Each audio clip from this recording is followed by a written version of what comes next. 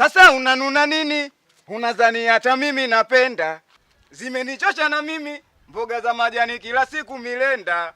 Siko juu siko chini, ngoma ngumu bado.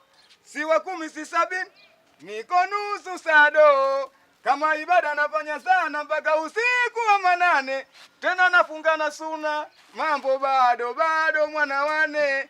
Naona yanazidi kuguma, nikirudi na hasira. Nizoe, mambo bado magumu bila. Kazuchu, toto mambo mengine na mke wangu. Kata viuno. Na katika baba. Kata viuno. Vya Kikongo. Kata. Kata viuno. Sasa vya wilo vya kofi. Kata viuno. Jamani mbona hivyo? Nyumba ya kupanga nimepanda mbuyu mke wangu. Kata viuno, kata uno. Sasa yondo sister ufalipupa. Naomba kuuliza swali na unijibu kwa makini. Hivyo ni mganga au mganga njaa? Mimi mganga. Naomba nijibu. Wewe ni mganga au ni mganga njaa? Nilikuwa nasaidia tumbo baba. Unasaidia tumbo eh? Hivi wewe wakunitapeli mimi?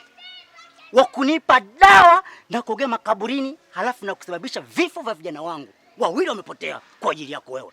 Ina maana ulikuwa unaniongopea si ndio hivyo? Wewe ulikosea masharti baba. Nikosea masharti? Masharti tulikosea. Kama nimekosea masharti, leo naondoka na wewe. Wapi? Kama nilivyokuambia, mimi nimeua sana watu. Nimeua mamangu mpaka babangu. Niko ni bado wewe. Sasa leo naondoka na wewe. Kijana, shika wewe.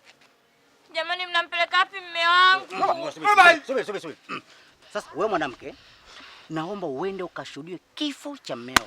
Mmeo namuua taratibu.